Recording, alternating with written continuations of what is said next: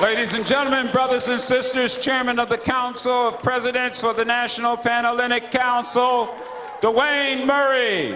Thank you so much. Thank you, thank you, thank you. I appear here today on behalf of Herman Skip Mason, General President of Alpha Phi Alpha, Attorney Carolyn House Stewart, Supreme Bachelors of Alpha Kappa Alpha Sorority, Dr. Andrew Ray, Grand Bachelors of Omega Psi Phi, Cynthia M.A. Butler McIntyre, National President of Delta Sigma Theta Sorority, Jimmy Hammond, National President of Phi Beta Sigma, Cheryl Underwood, International Supreme Bachelor of Zeta Phi Beta Sorority, Joanne Lovelace, International Grand Bachelor of Sigma Gamma Rho Sorority, Attorney Carl Pierce, Grand Polaris of Iota Phi Theta, Jennifer Jones, the President of the National Pan-Hellenic Council, in my capacity as Grand Polemarch of Kappa Alpha Psi Fraternity Incorporated. Collectively, we represent over 1.5 million voters, educators, entrepreneurs, businessmen, and women. We are the lawyers, we are the doctors, the teachers, the preachers, the presidents of the universities all across this nation. I stand here today in the nation's capital. I am reminded of the words etched in the fabric of the National Archives building. What is past is prologue. We stand on the hallowed grounds where the greatest champions of justice march to bring a too often apathetic nation to remember our nation's creed. We stand where people from every nation have stood, remembering the creation of the greatest nation on earth, while recognizing the disparity in dispensing justice for all people. It is here, in the shadows of the Washington Monument, in the site of the memorial of Abraham Lincoln and the edifice housing the statue of Thomas Jefferson, that we remember from whence we came. Here, on this 10-10, we there, as African Americans holding the highest office in the land, in the White House, we have once more, believing amidst the turmoil of our nation, the world in which we live, that Alexander Pope was right when he said, "Hope springs eternal." The persistence of those who have been oppressed continues to prevail across our nation. And this day becomes the prelude to a promise that jobs, justice, and education will manifest itself for all in this nation. But more importantly, that some grandchild will get to see the reality of a martyred preacher's dream. Let us join together as one unit, one nation, one NAACP, one NPAC, seeking justice without discard and appropriating the power of an almighty God to bring parity to his people. Thank you so much. Please receive some undergraduates from the colleges all across this nation. Please receive these young people.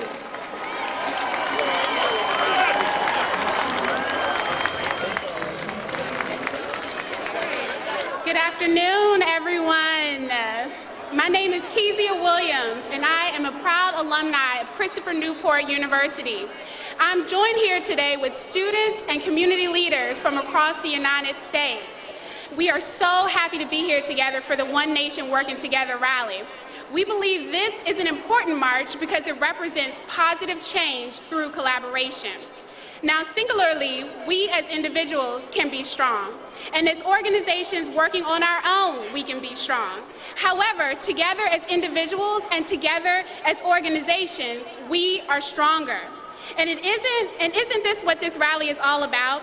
Isn't this why 400 organizations partnered together today to make this a tremendous difference? Now, I'm here today representing two organizations. The first is Delta Sigma Theta Sorority Incorporated. Are there any sorors out there today? Wonderful. DST is a national Greek-lettered sorority comprised of college-educated women who perform public service acts. In fact, Delta's first public service activity was the March on Washington in 1963. And as a Delta, I'm proud to be back in the same place my founders marched so many years ago. The second is Capital Cause, a nonprofit organization dedicated to engaging young professionals in the giving process. As students and community leaders, we want to say congratulations to the organizers for planning this rally in the spirit of one nation working together. Thank you. Good afternoon. My name is Jamila Rivers, and I am delighted to be here at this momentous occasion. I am a graduate of both Spelman College and Howard University. I am a member of Alpha Kappa Alpha Sorority Incorporated. Do I have any sorors here? Alpha Kappa Alpha Sorority Incorporated is an international service organization for women and the oldest Greek letter organization for black women. Like One Nation Working Together, Alpha Kappa Alpha is dedicated to fighting for education, social justice, environmental sustainability, health, poverty, and human rights. Thank you. Good afternoon. My name is Corey Ponder, and I'm a graduate of Vanderbilt University and also University of California, Berkeley, and I'm a proud member of Alpha Phi Alpha Fraternity Incorporated, which was founded in 1906 on the campus of Cornell University in Ithaca, New York. As a proud Alpha man, we believe in three things: manly deeds, such as our commitment to the Big Brother, Big Sister program and Boy Scouts of America, scholarship, such as our Go to High School, Go to College program, and love for all mankind, such as our commitment to raising awareness about domestic violence this month in October. Love for all mankind is also why we're here and why I'm here. When I look out on this crowd today, some Americans may feel that cynicism is a tool to salve the pain of unrealized hope. But what I see when I look at us and when I look at myself is people coming together and believing that their choices actually do matter and that their action can actually make a difference. And so that's why I respect what One Nation Working Together is doing today, to promote unity against apathy, and through that promoting progress and dialogue on issues such as better public education, equal pay, and equal justice for all. Thank you. Good afternoon, everyone. My name is Hansford Scott Thomas, and I'm a junior psychology major at Howard University. And I'm also a proud member of the Omega Psi Phi Fraternity Incorporated, by way of Alpha Chapter. I feel that there are many students at their colleges and universities who have run into the different financial aid issues that all of us at Howard University deal with. And I myself feel that this is a long, drawn-out process. And as a nation working together as one, we can, excuse me. As a nation working together as one, we can take the necessary steps to better ourselves so that students do not have to deal with these long, drawn-out processes of dealing with the financial aid issues, and not being able to give the ability, if they graduate, to graduate with large amounts of debt. So, as One Nation working together, I feel that we need to take the necessary steps so the students can be okay when it comes to the money issues. And it's been an honor and privilege to speak with you all here today. Thank you very much.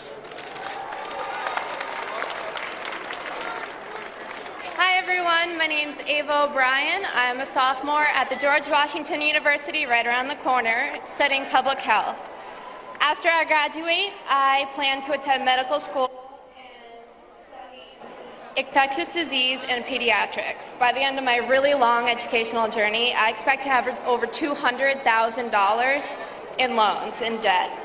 However, I won't let this burden stop me in my pursuit to provide quality health care to every American. Health is a right, and education will be our way to achieve this right. Thank you.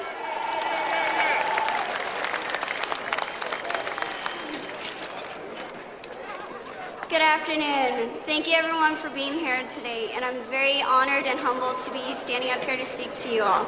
First of all, my name is Faye Sage Howe. I'm a senior and a first-generation college student at the University of California, Davis. I'm currently studying political science at University of California, Davis, and I'm interning here in Washington, D.C. for the Southeast Asia Resource Action Center to learn about education and immigration. East Asia Resource Action Center to learn about education and immigration policy. I was raised in Sacramento, but my parents and I actually as refugees. Contrary to the model myths that say all Asian Americans and Pacific Islanders excel academically and face no barriers to higher education, I face many barriers. My parents cared about my educational success very much because growing up in Laos during the war, they never had an opportunity to go to school.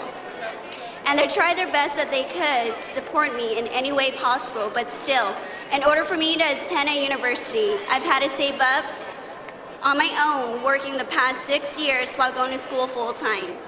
And while I went to a public university, I will be graduating this June with over $30,000 in student loans. However, I do believe that no student should be denied a high-quality education just because they can afford one. And I believe that One Nation working together can change this. Thank you very much. Good afternoon, brothers and sisters. My name is Isaiah Toney, and I'm a student from Oakland, California, studying here at the George Washington University. I have the great honor and privilege of working with Jobs with Justice and United States Student Association as the DC coordinator for the Student Labor Action Project. And I can tell you that I'm very committed to this position because I'm inspired. I'm inspired by the Gina 6, who stood up against violent institutional racism and said, we will not be treated wrong. I'm inspired by the Dan Savages, who organized people in the LGBT community to post videos encouraging LGBTQ youth to hang in there and to know that it gets better after high school and that they can have a happy life. And I'm inspired by the students of the University of California and those all across the nation who, on October 7th, will be striking their schools to defend education.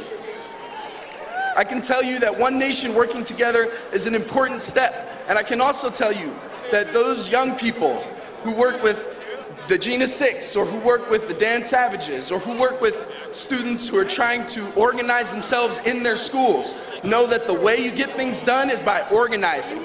The way you get things done is by organizing in your community, organizing on your block, and organizing in your own kitchen.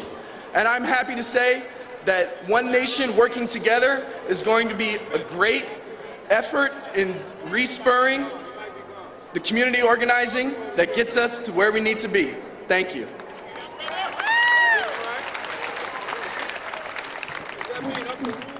My name is Samuel Sukatan, and I'm here with the United States Students Association.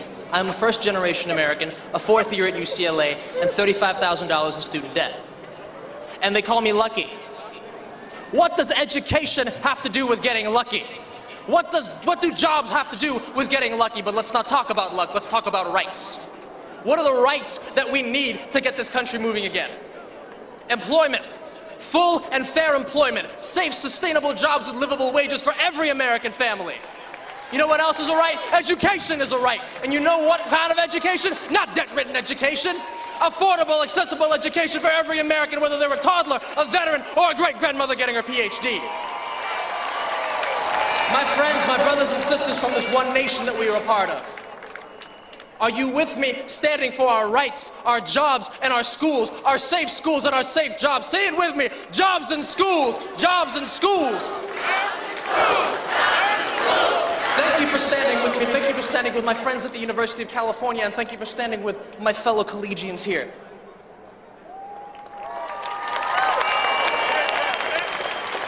Good afternoon. What a beautiful day we have here at our nation's capital. Thank you. Welcome to my city. My name is Ben Marcus.